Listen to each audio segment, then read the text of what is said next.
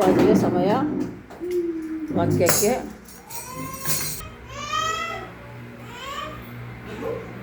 యేసు క్రీస్తు పరిశుద్ధ నామంలో మరొకసారి మీ అందరికి శుభాభివందనాలు. తెలుగు కాబట్టి తెలుగులోనే చెప్పాలనుకుంటున్నాను. ఆమేన్. అప్పుడప్పుడు కన్నడలో కూడా సంతోషం భారతమ్మకి చేతు రాబిడ్డ ఇది అట్లా కూర్చొని వీడియో మనో కోరిక తెలుగులో వాక్యం చెప్పాలి. అయింది ఇట్లే పట్టుకో అట్లే కూర్చో తెలుగులోనే చెప్తాను. చాలా సంతోషము. చాలా రోజుల తర్వాత తెలుగులో చెప్తున్నాను. తెలుగు రాష్ట్రము, తెలుగు ప్రజలు, తెలుగు వెదరు వాక్యం, దేవుని స్తోత్రం. మనం అందరం కూడా సంతోషంగా ఉన్నాం. హల్లెలూయా. ఏంగా ఉన్నాం మనము? మీ తెలుగు నా తెలుగు వేరే. అవునంటారా కాదంటారా? అవునా కాదా? ఇప్పుడే చెప్తున్నారు అవునండి, మీతో చెప్పట్లేదు. అయినా నిజమే. దేవుని స్తోత్రం కలుగును గాక. ఇది సంతోష సమయం. ఒక్కరికా, కుటుంబం వారికా, లేదా అందరికా వాక్యము కదా? అవునంటారా కాదంటారా? అవును. వాక్యము యుగ యుగాలకు అందరికే. ఎక్కువ వాక్యం చెప్పను, కొద్దిగా చెప్తాను. జ్ఞాపకం ఉంచుకోండి. వాక్యము ఎప్పుడు మర్చిపోకండి. నేను ఊళ్ళో ఉన్నా, లోకంలో ఉన్నా లేకున్నా ఈ వాక్యాన్ని మర్చిపోకండి. సమయము సందర్భము మంచిది. యేసయ్యని అడుగుతాను ప్రతిసారి వాక్యం చెప్పాలనుకున్నప్పుడు, యేసయ్య నేను ఏ వాక్యం చెప్పాను ఆయన అడుగుతా. ఆయన ఒక వాక్యం ఇచ్చాడు, ఈరోజు ఇచ్చాడు. మరి 3 రోజులుగా విషయం తెలిసింది. ఇలాగూ గృహప్రవేశం ఉంది అంటే ఫస్ట్ ఎవరు చెప్తారో తెలియదు కదా. మామూలుగా మన వంతు వస్తే మనం చెప్తాం. అయినా దేవజనులు ఎలా ఉండాలంటే 24/7 అంటే 24 గంటలు, వారము, నెల, సంవత్సరాలు ఎప్పుడైనా కానీ దైవజనులు లేచి నిలబడి దేవుని వాక్యం చెప్పమంటే చెప్పడానికి మనము సిద్ధంగా ఉండాలా. ఇప్పుడు చెప్తాం మరొకసారి. హల్లెలూయా అంటే అర్థమేమి? వెనకటి మాట ఏమి? సిద్ధంగా ఉండాలా. సిద్ధంగా ఉండాలని నువ్వు హెచ్చరించి హల్లెలూయా చెప్పిస్తుంది. హల్లెలూయా. వెనకటి మాట ఏంటి? సిద్ధంగా ఉండాలి. మీరందరూ దేనికి సిద్ధంగా ఉండాలా? వాక్యానికి సిద్ధంగా ఉండాలంటే దేనికి? అసలుగా దేనికి సిద్ధంగా ఉండాలంటే ఆయన రాకడకు, రెండవ రాకడ.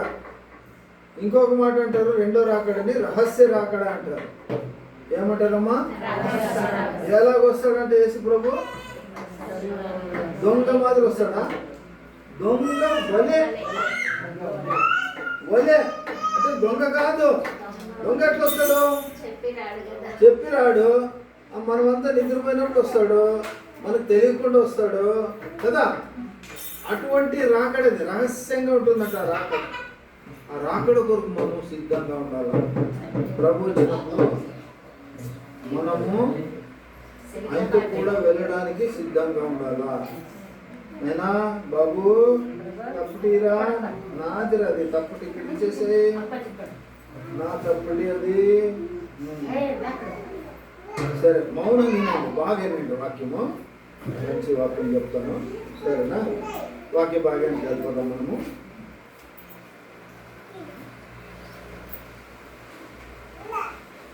ఒకటవ దిన వృత్తాంతములు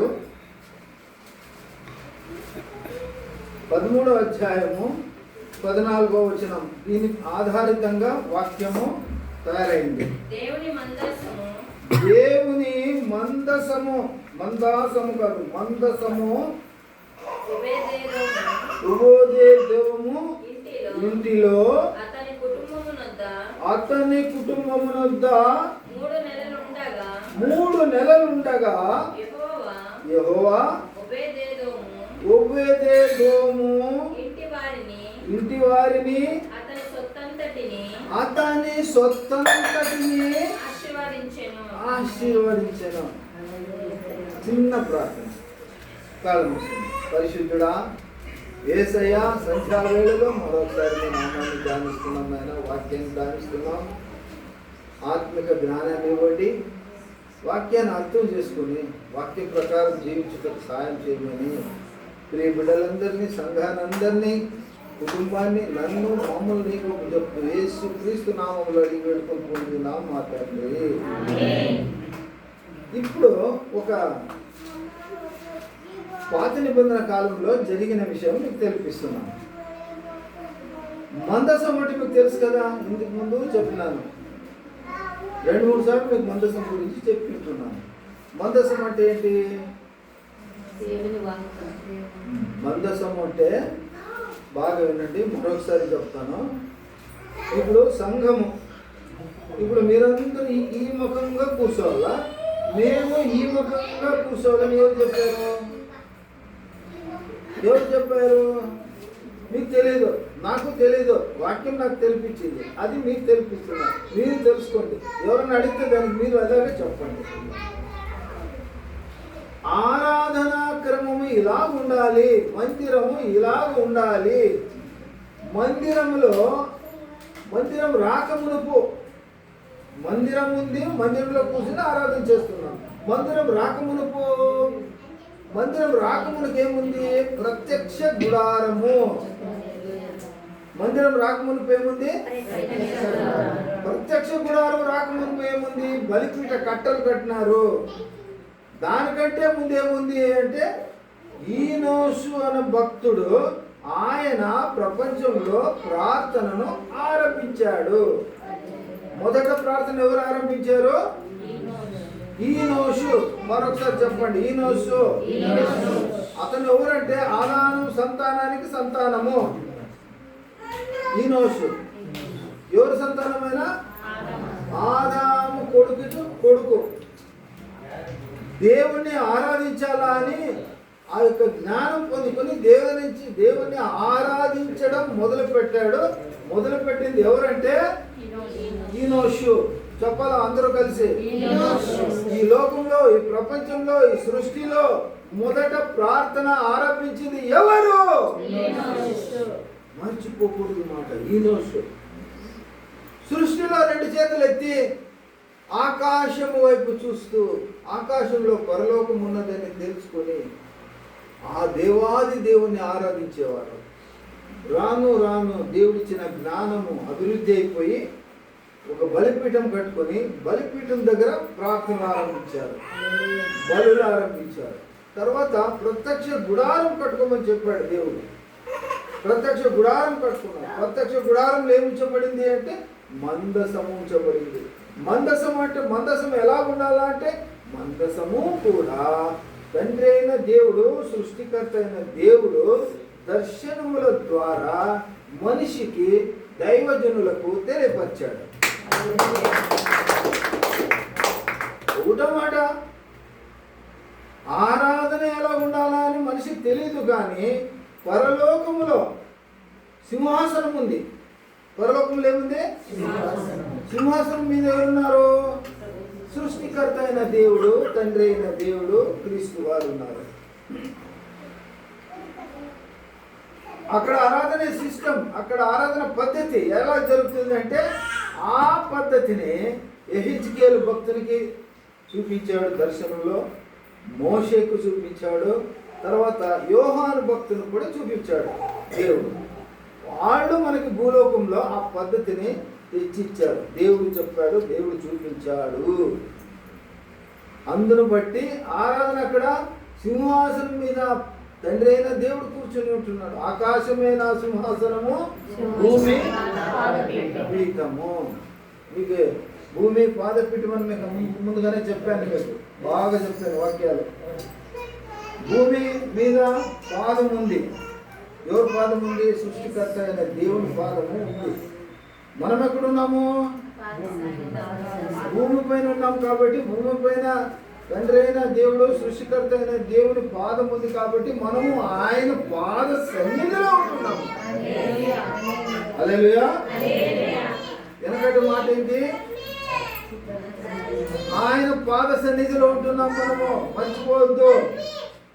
మనమందరం ఇప్పుడు ఎక్కడున్నాము? సన్నిధిలో ఉంటున్నాం. సన్నిధి అంటే క్రీస్తు వారి సమక్షంలో మనం ఉన్నాము. మన మధ్యలో ఆయన ఉన్నాడు. ఆయన తెలిపించాడు. ఎక్కడ ఇద్దరు లేక ముగ్గురు ఎవరి నామములో? క్రీస్తు నామములో. ఎవరి నామములో? యేసు క్రీస్తు వారి నామములో ఇద్దరు లేక ముగ్గురు కూడి వస్తారో, కలిసి వస్తారో, చేరి వస్తారో వారి మధ్యలో ఉంటాను అని ఆయన వాగ్దానం చేశాడు. ఏం చేశాడండి? వాగ్దానం చేశాడు. వాగ్దానం అంటే చెప్పింది నెరవేరును గాక, నెరవేర్చబడుకును గాక. ఒక్క పొల్లైనా ఒక అక్షరమైనా తప్పిపోకుండా ప్రతిదీ కూడా 100% జరుగును. అది వాగ్దానం అంటే. మనం చెప్తాం నేను వస్తాను అంటారు, రారు. నేను ఫోన్ చేస్తాను అంటారు, చేయరు. నేను అది సహాయం చేస్తానంటారు, సహాయం చేయరు. ఏందేదో చెప్తారు, చేయరు. మనుషులు అబద్ధం ఆడేవాళ్ళు మనుషులు. దేవుడైతే అబద్ధం ఆడని వాడు. హల్లెలూయా.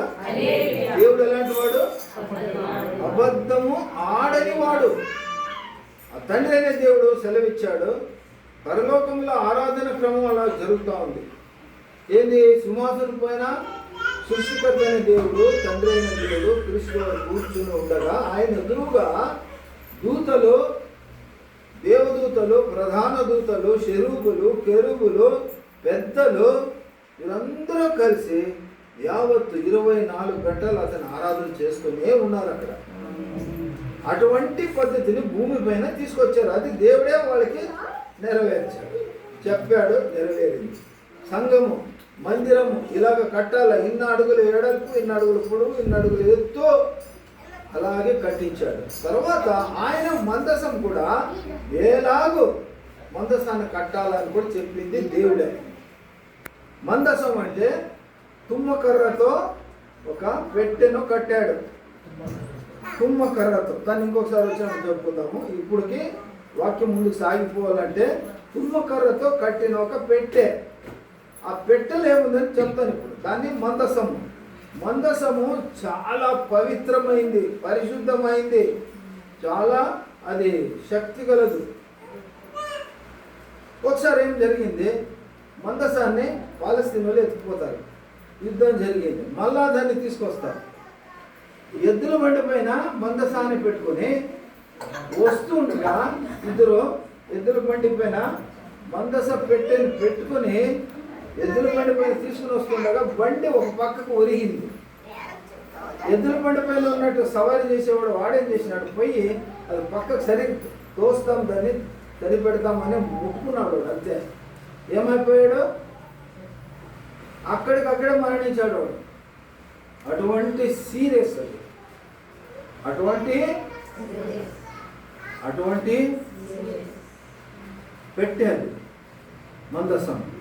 ఆ మందసము తీసుకొస్తున్నారు. ఇప్పుడు వాడు చనిపోయినాడు. ఇప్పుడు పెట్టె తీసుకొస్తున్నారు. మందసంని, ఆ పెట్టెని మందసం అని పిలుస్తారు. ఆ పెట్టెని ఇప్పుడు ఎక్కడ పెట్టాలా? దావీదు మాలే నాట్యమాడు అన్నారు వాక్యంలో. దావీదు నాట్యం ఆడుతున్నాడు, బాగా ఆడుతున్నాడు.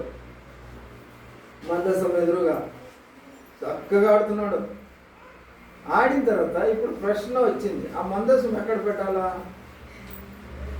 మేము ఇంట్లో పెడదామా? ఓయ్ ఎక్కడ మా పెట్టాలా మందసమా? ఎవరింటికి వద్దంటున్నారు? ఇప్పుడు చచ్చిపోయి కదా వాడు. అటువంటి సీరియస్ పెట్టారు. దాన్ని ముట్టుకోలేము, ముట్టుకోకూడదు. అంత గంభీరమైనది అది ఆ పెట్టె. ఆ మందసము పెట్టి ఇప్పుడు ఏం జరుగుతుందంటే, దావీదు మహాచక్రవర్తి మా ఇంట్లో వద్దు బాబు అయినాడు సార్. మందసము ఎవరింట్లో వద్దనా? దావీదు చక్రవర్తి మహారాజు ఆయనే వద్దన్నాడు. ఇప్పుడు ఎవరింట్లో పెట్టాలా? సరే, చక్కనోడు ఒక దైవజనుడు దొరికేవాళ్ళకి. ఆయన పేరు ఒబేదెదోము. ఒబేదెదోము ఆయన పేరేమి చెప్పండి? ఒబేదెదోము. దైవజనుడు. ఆయన ఇంట్లో తెచ్చి పెట్టింది ఆ మందసం పెట్టింది. ఎక్కడ పెట్టింది చెప్పండి? నోరు తిరుగుదా? మాంసం ఎక్కువ తింటారా? పలకండి. ఒబేదెదోము. చూసానో చెప్పండి. భక్తుడు మర్చిపోకూడదు. నేను అందరికీ ప్రార్థన చేస్తుంటాను. కొంతమందికి విశేషంగా దేవుడు నాకు ప్రేరేపణ ఇచ్చినప్పుడు, దేవా వీళ్ళు ఉభయదేవము వల్లే ఆశీర్వదించి తండ్రి ప్రార్థన చేస్తాను. నేను కొంతమందికి ఎప్పుడుగో ప్రేరేపణ వచ్చినప్పుడు దేవుడు ఆయన ఇంట్లో ఆ పెట్టేది పెట్టినప్పుడు ఏది మందసం. ఏం పెట్టామా? మందసంని ఆ ఇంట్లో పెట్టారు. ఎన్ని రోజులు పెట్టరు? 3 నెలలు. ఆ పెట్టే మందసము ఎక్కడ పెట్టరి? ఒబేదెదోము ఇంట్లో పెట్టరి. చిన్న క్రియ ఇంట్లో పెట్టరు అంతే. పెట్టిన దానికి ఏం జరిగింది? ఇప్పుడు వాక్యంలో ఏం చదివించింది?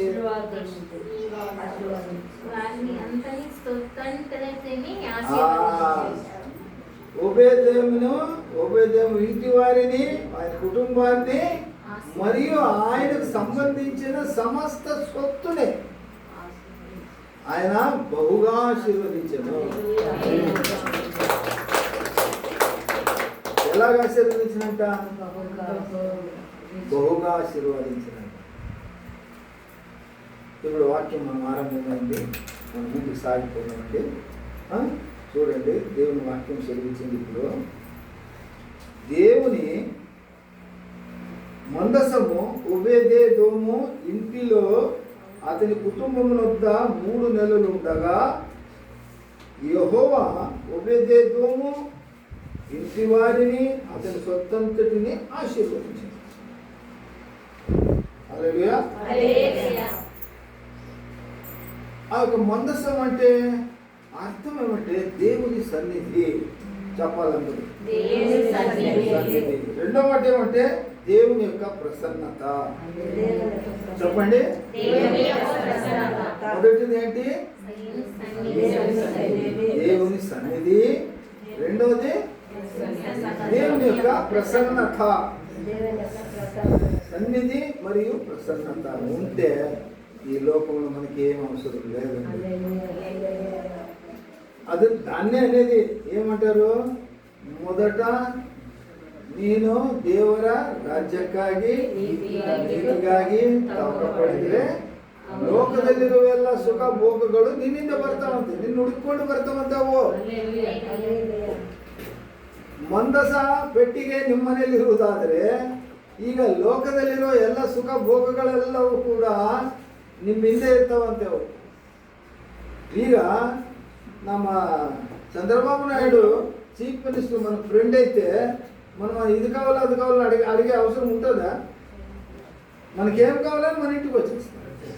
ఊరు పంచాయతీ ప్రెసిడెంట్ మన ఫ్రెండ్ అయితే, మన మామ అయితే, మన అంకల్ అయితే మన ఇంటి ముందు మురికి కాలువ ఏంటి, మన ఇంటి ముందు లైట్ కంబాలు ఏంటి, సిమెంట్ రోడ్ ఏంటి, రోజు క్లీన్ చేసేవాళ్ళు ఏంటి, కుళాయి నీళ్ళు బంద్ కావు, అన్ని సౌకర్యాలు మనకు కలుగు చేస్తారు మనకు తెలిసినోడు ఉంటే కదా. ఇప్పుడు దేవుడే మనకు తెలిసినోడు ఉంటే మనకేం కొదువా? దేవుడే మనకు తెలిసినోడు అంటే మనకేంటమ్మా కొదువా? కొదువు ఉంటుందా? కొరతలు ఉంటాయా? ఉండవు. ఇప్పుడు మందసము అది దేవుని సన్నిధి, దేవుని యొక్క ప్రసన్నతతో కూడిన ఆ మందసము మన ఇంట్లో ఉంటే మనకేం జరుగుతుంది? ఇప్పుడు ఉపదేవునికి ఏం జరిగింది? ఇప్పుడు ఆశీర్వాదం జరిగింది. ఆయన్ని, ఆ ఇంటిని, ఆయన ఇంటి వారిని, ఆయన సొత్తంతటిని, ఆయనకు సంబంధించిన ఏమే ఆస్తి పాస్తులున్నా ఏది ఆయన కలిగినవన్నిటిని కూడా దేవుడు ఆశీర్వదించాడు. హల్లెలూయా. ఎందుకమ్మా తిరుగుతున్నాం, వస్తున్నాం, పోతున్నాం? మౌనంగా ఒకసారి కూర్చో, విను, వాక్యం విను. హల్లెలూయా కదా. ఇప్పుడు ఆ పెట్టె పట్ల నీ యొక్క ప్రభావం, నీ యొక్క అర్థం ఎలా ఉండాలి? నువ్వు పెట్టెని ఎలాగ నువ్వు దాని గురించి నువ్వేం అర్థం చేసుకుంటావు, దాని గురించి నేనేం భక్తి భావనతో ఉంటావు. ఒక మాట వాక్యంలో మనం చూసుకుందాము. కీర్తన భాగం 32వ అధ్యాయము 7వ వచనం. కీర్తన భాగము 32వ అధ్యాయము 7వ వచనం. Psalm 32:7. నా దాగు చోటు నీవే, శ్రమలో నుండి నీవు నన్ను రక్షించెదవు, విమోచన గానములతో నీవు నన్ను ఆవరించెదవు, నీకు ఉపదేశము చేసేదను, నీవు నడవవలసిన మార్గమును నీకు బోధించేదను, నీ మీద దృష్టి ఉంచి నీకు ఆలోచన చెప్పేదను, బుద్ధి జ్ఞానములో లేని గుర్రము వలెనైనను సంచర గాడిద వలెనైనను మీరు ఉండకూడదు. ఇక్కడ ముఖ్యమైన కీ పాయింట్, ముఖ్యమైన అంశం ఏమంటే ఆయన్ని ఎవరైతే భక్తి భావనంతో చూసుకుంటారో, అంటే మందసాన్ని ఎవరైతే భక్తి భావనతో, శ్రద్ధతో, భక్తితో, భయంతో చూసుకుంటారో వాళ్ళకి ఏం జరుగుతుందంట, వారి సమస్తం ఆయన ఆవరించుకుంటాడంట. ఈ ఇంట్లో ఈ కుటుంబంలో మందసం ఉన్నట్టయితే ఇంటి చుట్టూ దేవుని యొక్క సన్నిధి, దేవుని యొక్క ప్రసన్నత ఆవరించుకుంటుందంట. హల్లెలూయా. మనకేం కావాలా? దేవుడు ఆవరించుకుని మనం కాచి కాపాడాలి కదా, అంతే కదా మనకు కావాల్సి ఉండేది. ఆయన ఆవరించకపోతే ఏం జరుగుతుంది? వేరేది ఏదో వచ్చి ఆవరించుకుంటుంది. ఆయన ఆవరించుకున్నాడంటే వేరే ఏది రాదు, యా దుష్ట శక్తి రాదు, యా యొక్క దురాత్మ రాదు. హల్లెలూయా. మందసము దేవుని సన్నిధి, దేవుని ప్రసన్నత ఇంట్లో ఉన్నట్టయితే ఇంటి చుట్టూ కూడా ఏ యొక్క అపాయము, ఏ యొక్క దోషము, ఏ యొక్క లోపము ఏది కూడా జరగదు, సంభవించదు. ఎందుకనంటే ఈ ఇల్లు, ఈ కుటుంబంలో ఉండే వారు ప్రతి వారిని ఆయన కాచి కాపాడే దేవుడై ఉన్నాడు. కాబట్టి ఆ కాపుదల, భద్రత ఇంట్లో ఉంటుంది ఎల్లా వేళలో. హల్లెలూయా. ఇంకొక వాక్యం చూసుకుంటామండి. అదే కీర్తనలో 118 15వ వచనం 15.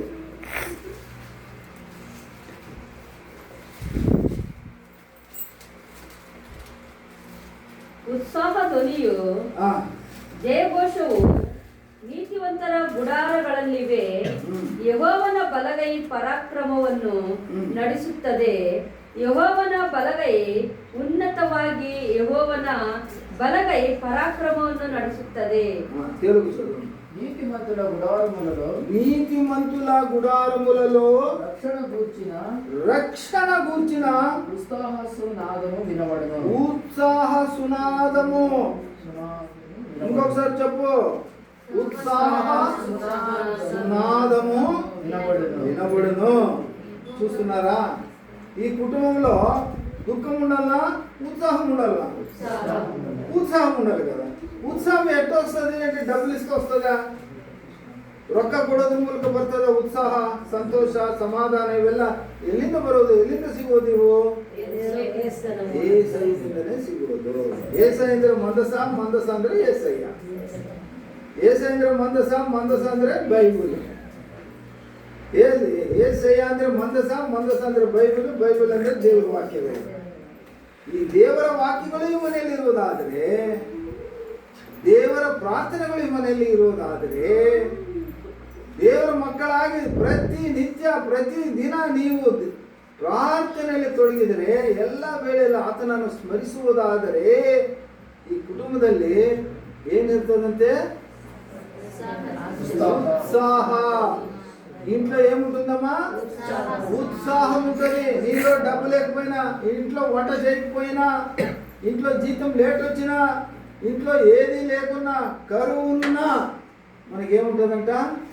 ఉత్సాహం కలుగు చేస్తాడు దేవుడు. మనకి ఏ కొరత ఉండదు, కొదవ ఉండదు.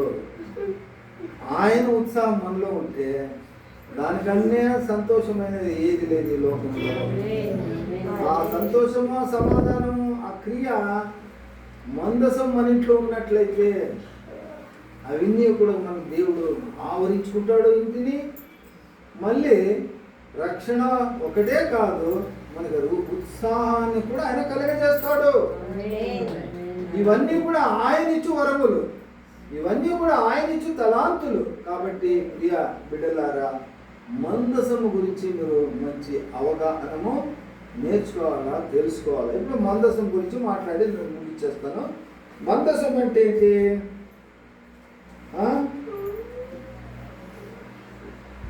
మందసము 119 కీర్తనలు వస్తుంది, చూస్తారా ఒకసారి?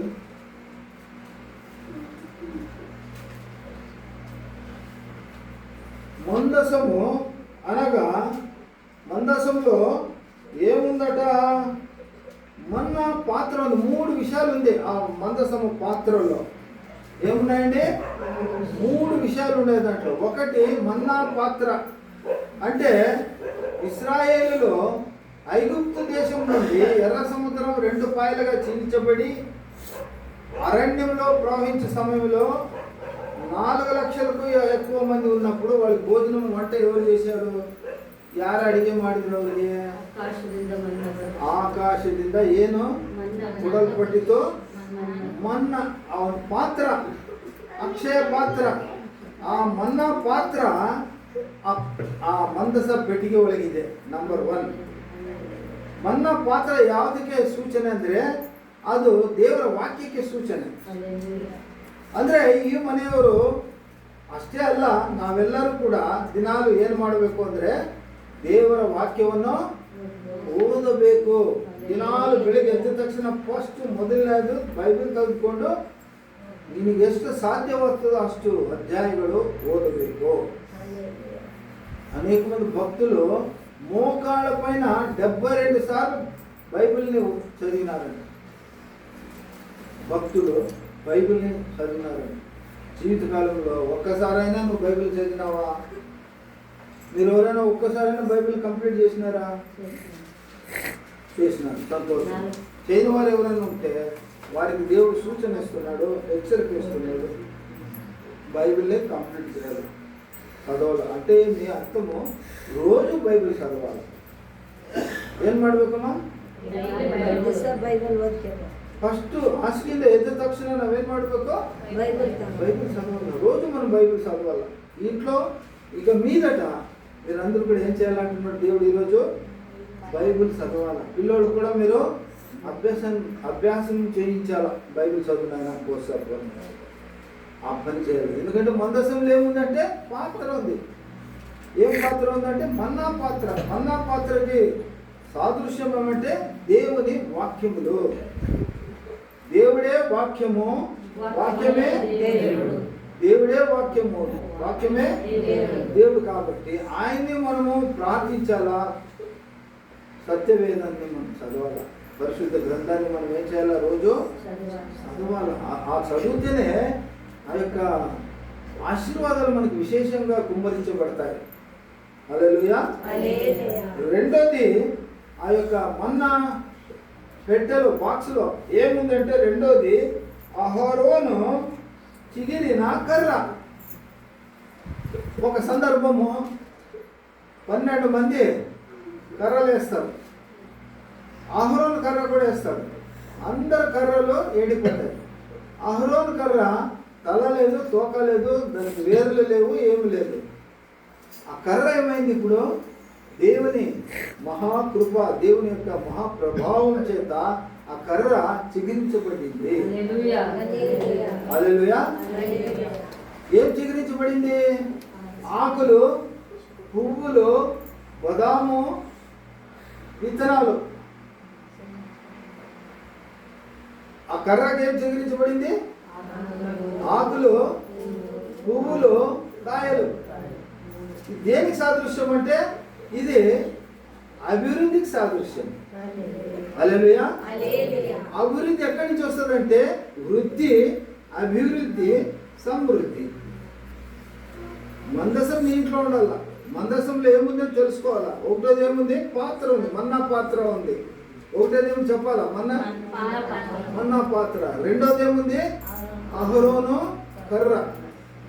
ఆ ఎండిన కర్ర అది చిగురించబడింది. దాని సాదృశ్యం ఏమంటే ఆరోగ్యం. ఆ వృత్తికి సాదృశ్యం ఏమంటే ఆరోగ్యము. ఇంట్లో వచ్చిన ప్రజలు, ఇంట్లో వచ్చిన కుటుంబీకులకి ఏం కావాలి? ఇప్పుడు ఏం అవసరము? ఆరోగ్యమే మహాభాగ్యము. డబ్బు ఉండి ఆరోగ్యం లేకపోతే అదేం జీవితము? డబ్బు లేకపోయినా ఆరోగ్యం ఉంటే అది మహాభాగ్యము. ఇంటి వారికి ఆరోగ్యం కావాలి. ఆ కర్ర చిగిరింది, ఆకులు, పువ్వులు, కాయలు అంటే బాదామి పండు. ఇది అభివృద్ధికి సూచన. అభివృద్ధి అంటే అర్థం ఏమి? ఇక్కడ ఆరోగ్యానికి సూచన. ఇది సాదృశ్యం. ఆరోగ్యం ఈ కుటుంబంలో ఉండాలా. కుటుంబం వారికి అత్యవసరమైనది ఏంటి? కుటుంబం వారికి మాత్రమేనా? మనకు కూడా ఏం కావాలమ్మా? ఆరోగ్యం కావాలా. ఆరోగ్యం మహాభాగ్యం. అది ఆ భాగ్యము దేవుడి నుంచే దొరికేది. అటువంటి భాగ్యం మనకు కావాలంటే ఊరికనే రాదండి. మనం దేవుని అడగాల, దేవుని ప్రార్థించాలా. అంటే ప్రభు ఏమంటున్నాడు అంటే కుటుంబం వారు రోజు కూడా సాయంకాలము కుటుంబ ప్రార్థన చేయాల. హల్లెలూయా. కుటుంబం వారు ఏం చేయాలా? మరి కొర్నేలు భక్తుడు ఏం చేశాను? ఆయన ఒకటే చేసిన, ఆయన ఏం చేసి ఇంటి చుట్టుపక్కల వారందరూ కూడా ఆహ్వానించి ప్రేమ చూపించి వారి అవసరాలకి సహాయం చేస్తూ ఆయన దాన ధర్మాలు చేస్తూ ఆయన ఏం చేశా? కుటుంబంలో ప్రార్థన పెట్టుకుంటా ఉంటాడు రోజు కూడా. యోగ భక్తుడు కూడా అలాగే చేశాడు. ఆయన రోజు కుటుంబ ప్రార్థన, ఆయన రోజు కూడా తన కుటుంబం వారి కొరకు ప్రార్థన చేసేవాడు. అలాగూ తల్లిదండ్రులు మీరు మీ కుమారుల కొరకు రోజు ప్రార్థించాలా. మీరు ప్రతిరోజు ప్రార్థన.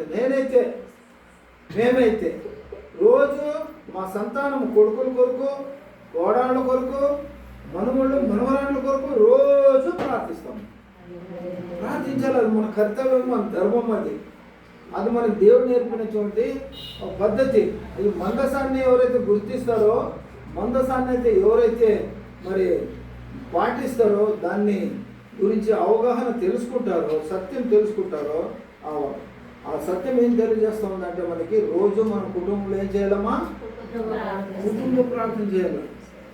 మన బాబు తిరుపతి ఉన్నాడో లేదో, డ్యూటీకి పోయినాడో తెలీదు. తల్లి మీరేం చేయాలా? కుమారులు పెట్టుకొని సాయంకాలము ప్రార్థన చేసుకొని, ప్రార్థన తర్వాత భోజనంకి ఒక పద్ధతి చేసుకుంటే ఆయన్ని మనం లక్ష్య పెట్టిన వారం అవుతాం.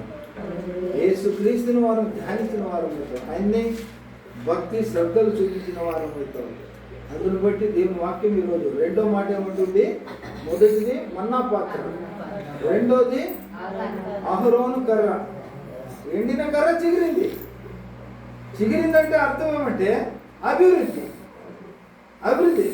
ಹೊಂದುವುದು. ಒಣಗಿದ ಕರ್ರೆ, ಒಣಗಿದ ಕಟ್ಟಿಗೆ ಕೋಲು ಅದು ಚಿಗಿರಿ, ಅದು ಎಲೆ, ಹೂವ, ಕಾಯಿ, ಹಣ್ಣು ಬಂತು, ಬಾದಾಮಿ. ಅದರ ಅರ್ಥ ಏನಂದ್ರೆ ವೃದ್ಧಿ ಹೊಂದುವುದು. ನಾವು ವೃದ್ಧಿ ಹೊಂದಬೇಕು ಅಂದರೆ ದೇವರಲ್ಲಿ ಭಯ ಭಕ್ತಿ ಇರಬೇಕು, ದಿನಾಲು ಪ್ರಾರ್ಥಿಸಬೇಕು, ದಿನಾಲಿ ಬೈಬಲ್ ಓದಬೇಕು ಕುಟುಂಬದಲ್ಲಿ. ಹಾಗೆ ಏನಾಗ್ತದೆ ಅಂದರೆ ದೇವರು ನಮ್ಮ ಮನೆ ಸುತ್ತಮುತ್ತಲು ತನ್ನ ಆತ್ಮದಿಂದ ಪರಿಶುದ್ಧಾತ್ಮನ ಆವರಿಸಿಕೊಂಡಿರ್ತಾನಂತೆ. ಯಾವ ದುಷ್ಟಶಕ್ತಿ ಕೂಡ ನಾವು ಮನೆ ಹತ್ತಿರ ಬರೋದಕ್ಕೆ ಸಾಧ್ಯವಿಲ್ಲ. ಕೆಲವರು ಏನ್ ಮಾಡ್ತಾರೆ,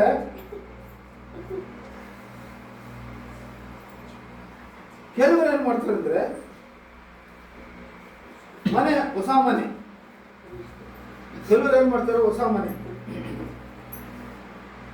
ಮನೆಯಲ್ಲಿ ಹಾಲು ಉಕ್ಸೋದು, ಆಕಳು ಕರ್ಕೊಂಡು ಬಂದು ಉಚ್ಚ ವಹಿಸೋದು, ಇದು ಮಾಡಬೇಕಾ? ಇನ್ನೂ ಕೆಲವರು ಏನು ಮಾಡ್ತಾರೆ ಅಂದ್ರೆ ಏನೋ ಮಾಟ ಮಾತ್ರ ತಂದು ಒಂದು ಬೊಗಾಣಿಯಲ್ಲಿ ಮುಚ್ಚಿಟ್ಟಿರ್ತಾರೆ. ಜನ ಬಂದು ಹೋದ್ಮೇಲೆ ಅದನ್ನು ತೆಗಿತಾರೆ ಅವರು. ಅಂದರೆ ಪ್ರಿಯ ಮಕ್ಕಳೇ, ಅರ್ಥ ಮಾಡಿಕೊಳ್ಳ್ರಿ, ಸರ್ವಶಕ್ತನಾದ ದೇವರು ನಿನ್ನ ಪರವಾಗಿರುವಾಗ ಆತನಿಗಿಂತ ಹೆಚ್ಚು ಇದು ಲೋಕದ ಮಂತ್ರಶಕ್ತಿಗಳು, ಲೋಕದ ಸೈತಾನ್ ಶಕ್ತಿಗಳು, ಲೋಕದ ದರಿದ್ರ ಶಕ್ತಿಗಳು, ಅದನ್ನು ನಾವು ಹತ್ತಿರ ಕೂಡ ತೆಗೆದುಕೊಳ್ಬಾರ್ದು, ಅದಕ್ಕೆ ಪ್ರಾಮುಖ್ಯತೆ ಕೊಡಲೇಬಾರ್ದು. ಒಂದು ನಾವು ತಿಳ್ಕೊಳ್ಬೇಕು, ಈ ಮಂದಸ ಪೆಟ್ಟಿಗೆಯನ್ನು ನಮ್ಮ ಮನೇಲಿ ಇದ್ರೆ ಅಂದರೆ ದೇವರ ಪ್ರಸನ್ನತೆ, ದೇವರ ಒಂದು ಸನ್ನಿಧಿ ನಮ್ಮ ಮನೆ ಒಳಗೆ ಇರುವುದಾದರೆ ಅದಕ್ಕಿಂತ ಶಕ್ತಿಶಾಲಿಯಾದಂಥ ಬೇರೆ ಶಕ್ತಿ ಯಾವುದಿಲ್ಲ ಈ ಲೋಕದಲ್ಲಿ. ಆತನನ್ನು ಹಿಂಬಾಲಿಸುವವರಾಗಿರಬೇಕು, ಆತನನ್ನು ಕೊಂಡಾಡುವವರಾಗಿರಬೇಕು, ಆತನನ್ನು ನಾವು ಮಹಿಮೆಪಡಿಸುವವರಾಗಿರಬೇಕು. ದಿನಾಲಿ ಆತನ ನಾಮಗಳನ್ನು, ಆತನ ವಾಕ್ಯಗಳನ್ನು, ಆತನ ಹಾಡುಗಳನ್ನು ಈ ಕುಟುಂಬದಲ್ಲಿ ಮತ್ತೆ ನಾವು ಹಾಡಬೇಕು. ಕೆಲವರು ಏನ್ ಮಾಡ್ತಾರೆ ಅಂದ್ರೆ ಬೆಳಿಗ್ಗೆ ಎದ್ದ ತಕ್ಷಣ ಫಸ್ಟ್ ಹಾಡು ದೇವ್ರ ಹಾಡು ಹಾಕ್ತಾರೆ. ಎಷ್ಟು ಭಕ್ತಿ, ಎಷ್ಟು ನಯ ವಿನಯ. ಒಂದು ದೇವರ ಹಾಡಾದ್ಮೇಲೆ ಎಲ್ಲ ತೆಗೆದುಹಾಕಿ ಸೈಡ್ಗೆ ಇಟ್ಟು ಎಲ್ಲ ಸಿನಿಮಾ ಹಾಡುಗಳು ಎಲ್ಲ ದಿನ ಮುಗಿದ ಮೇಲೆ ರಾತ್ರಿ ಮಲ್ಕೊಳ್ಳುವಾಗ ಮತ್ತೆ ದೇವರ ಹಾಡು ಹಾಕೋದು. ಮೊದಲನೇ ಹಾಡು ದೇವರ ಹಾಡು, ಕೊನೆ ಹಾಡು ದೇವರ ಹಾಡು, ನಡುವಿಗೆ ಮತ್ತೆ ನಿನಗೆ ಎಲ್ಲ ಬರಬೇಕು ಅಂದ್ರೆ ಹೆಂಗ ಬರ್ತವೆ? ಎಲ್ಲ ಆಶೀರ್ವಾದಗಳು ನಿನ್ನ ಮನೆಗೆ ಬರ್ಬೇಕಂದ್ರೆ ಹೆಂಗ್ ಬರ್ತವೆ? ಎಲ್ಲ ಕೀಡುಗಳು ಹೋಗ್ಬೇಕು, ಕೀಡು ಹತ್ತಿರ ಬರಬಾರ್ದಂದ್ರೆ ಹೆಂಗ ಬರ್ಲಿಕ್ಕೆ ಸಾಧ್ಯ? ಸೈತಾನ ತುಂಬಿರ್ತದೆ ದಿನ ಎಲ್ಲ ಮನೆಯಲ್ಲಿ. ಬೆಳಗ್ಗೆ ಎದ್ದಾಗ ರಾತ್ರಿ ಮಲಗುವಾಗ ಒಂದು ಆರಂಭ ಹಾಡು, ಮುಕ್ತಾಯ ಹಾಡು, ದೇವರ ಹಾಡು ಹಾಕ್ಬಿಟ್ರೆ ಸರಿ ಹೋಗ್ತದೆ ಮಕ್ಕಳೇ. ಹಂಗೆ ಮಾಡಬಾರ್ದು. ನಾವು ಸಿನಿಮಾ ಹಾಡಿಗೆ ನಾವು ಅವಕಾಶ ಕೊಡಲೇಬಾರ್ದು. ಸರ್ವಶಕ್ತನಾದ ದೇವರು, ಆತನನ್ನು ನಾವು ಕೊಂಡಾಡೋರಾಗಿರಬೇಕು, ಆತನನ್ನು ಮಹಿಮೆಪಡಿಸೋರಾಗಿರಬೇಕು. ಇನ್ನೊಂದು ವಿಷಯ ಹೇಳಿ ನಾನು ಮುಗಿಸ್ಬಿಡ್ತೀನಿ. ಮೂರನೇದು ಹಲಿಗೆಗಳು. ಆ ಮಂದಸ ಪೆಟ್ಟಿ ಒಳಗೆ ಏನಿದಾವೆ? ಹಲಿಗೆಗಳಿವೆ, ಫಲಕಗಳು, ದಶಾಜ್ಞಗಳ ಹಲಿಗೆಗಳು. ದಶಾಜ್ಞೆಗಳು ಯಾವುದಕ್ಕೆ ಸೂಚನೆ ಅಂದರೆ, ದಶಾಜ್ಞೆಗಳು ದೇವರು ನಮ್ಮನ್ನು ಸರಿಪಡಿಸಲಿಕ್ಕಾಗಿ ಮಾಡಿದ ಒಂದು ಕಾನೂನು. ಅದು ಏಸಪ್ಪ ಏನು ಮಾಡಿದ? ದಶಾಜ್ಞೆಗಳನ್ನು, 2 ಆಜ್ಞೆಗಳನ್ನು ಮಾಡಿದ. 1ರಿಂದ 4 ಆಜ್ಞೆಗಳು, 1 ಆಜ್ಞೆ ಮಾಡಿದ. 5ರಿಂದ 10ವರೆಗೆ 2ನೇ ಆಜ್ಞೆ ಮಾಡಿದ.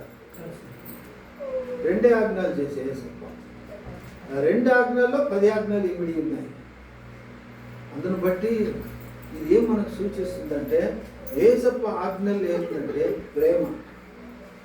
హల్లెలూయా. ఈ దశాజ్ఞల్లో ఏముందండమ్మా? యేసుక్రీస్తు యొక్క ప్రేమ. హల్లెలూయా. దశాజ్ఞలు 2 పలకలు ఉన్నాయి ఆ పెట్టెలో. అది 3వ వస్తువు. ఒకటిది పాత్ర, మన్నా పాత్ర. 2వది అహరోను కోలు. 3ನೇದು 10 ಆಜ್ಞೆಗಳ ಹಲಿಗೆಗಳು. ಅವು ಆ ಪೆಟ್ಟಿಗೆ ಒಳಗೆ ಇತ್ತು. ಹಾಗಾಗಿ ಪ್ರಿಯ ಮಕ್ಕಳೇ, ಈ 3 ಜ್ಞಾಪಕ ಮಾಡ್ಕೊಳ್ಬೇಕು. ನಾವು ಜ್ಞಾಪಕ ಮಾಡಿಕೊಂಡು ಅದರಂತೆ ನಾವು ಜೀವಿಸಲಿಕ್ಕೆ ಸಾಧ್ಯವಾಗ್ತದೆ. ಒಂದು ವಾಕ್ಯ ಓದಿಕೊಂಡು ನಾವು ಮುಗಿಸೋಣ. ಸಂಖ್ಯಾಕಾಂಡ 17ನೇ ಅಧ್ಯಾಯ 8ನೇ ವಚನ 9. ನಂಬರ್ಸ್, ಸಂಖ್ಯಾಕಾಂಡ 17ನೇ ವಚನ, 17ನೇ ಅಧ್ಯಾಯ 8ನೇ ವಚನ. ಸಂಖ್ಯಾಕಾಂಡ ನಂಬರ್ಸ್ ಅಂತಾರೆ ಇಂಗ್ಲಿಷ್, ಕನ್ನಡದಲ್ಲೂ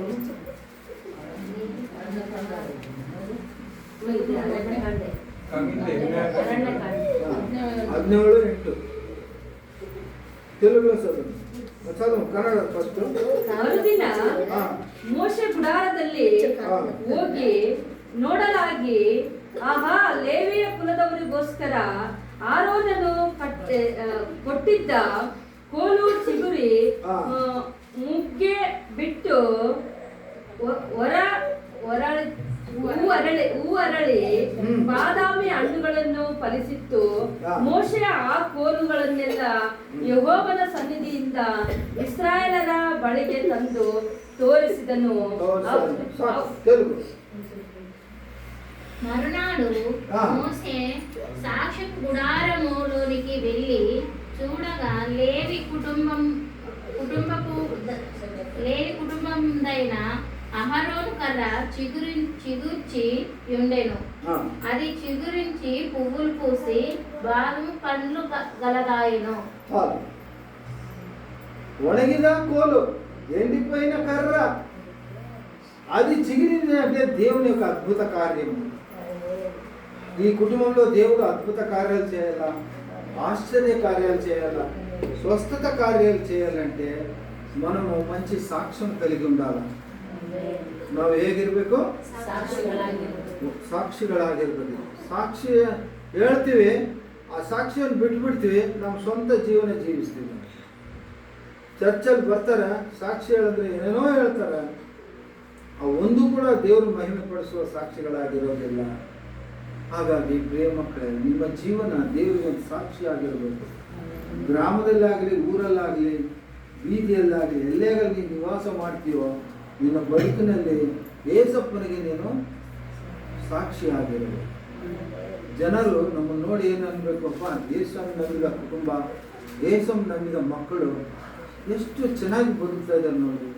ಇವರಲ್ಲಿ ಒಂದು ತಪ್ಪು ಕೂಡ ಕಾಣುತ್ತಿದ್ದಿಲ್ಲ, ಒಂದು ಪಾಪ ಕೂಡ ಇಲ್ಲ. ಇವರು ಎಷ್ಟು ನಯ ವಿನಯವಾಗಿ, ಎಷ್ಟು ಆನೆಸ್ಟ್ ಆಗಿ ನೀತಿಯಿಂದ ಬದುಕ್ತಾ ಇದ್ದಾರಲ್ಲ. ನೀತಿಯಿಂದ ಬದುಕಬೇಕು. ನೀತಿ ನಮ್ಮ ಸಾಕ್ಷಿ ಆಗಿರಬೇಕು. ನಮ್ಮ ಸಾಕ್ಷಿಯ ಮೂಲಕ ದೇವರಿಗೆ ಮಹಿಮೆ ಬರಬೇಕು. Hallelujah, hallelujah. ಇನ್ನು ಇದೇ ವಾಕ್ಯಗಳು ಸಮಯ ಆಗ್ಬಿಡ್ತದೆ.